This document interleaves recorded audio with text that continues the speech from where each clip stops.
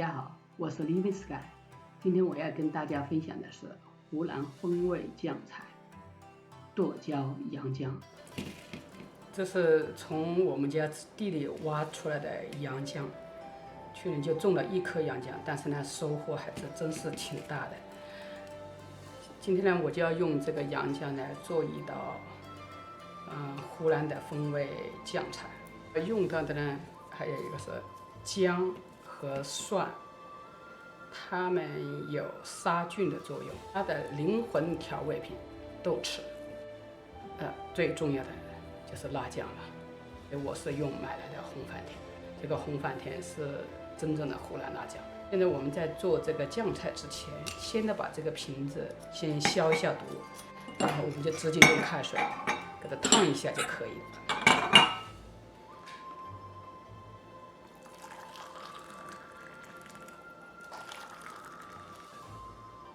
就直接给它放在架子上，给它倒过去，扣在架子上，然后呢，说只需要几分钟，它会利用自己的那个热度，将里面的那个水全部蒸发掉。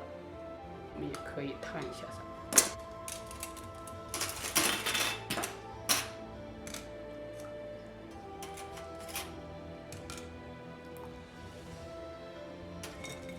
这个晒过的洋姜是半干状态的，就是说还含有一定的水分。我们今天准备了4个瓶子，大概是1升的样子，所以我不能全部用光了，这样差不多了。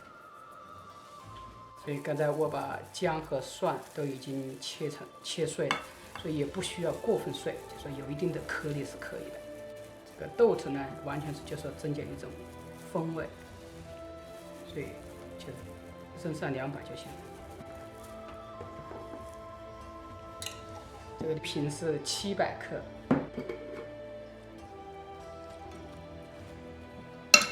所以先看看，就说要让这个每一片洋姜都沾上辣酱，可能不够，我可能要这个把这一点全倒进去。这可能是2/3。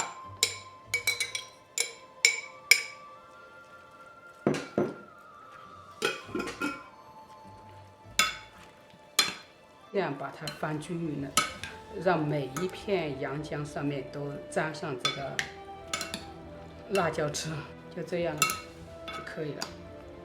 我们现在刚才已经消毒过的瓶子已经完全干了，所以我们现在可以把它灌到瓶子里。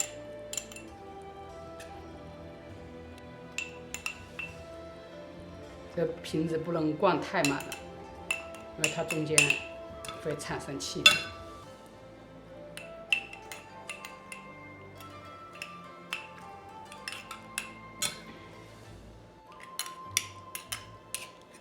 我们可以尽量把它压紧一些。好，今天这个量准备的不错，正好够4瓶的。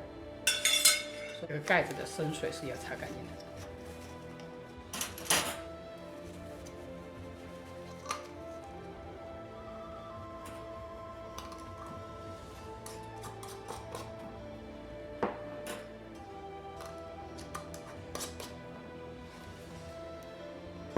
然后呢，就是我把瓶子倒过来放，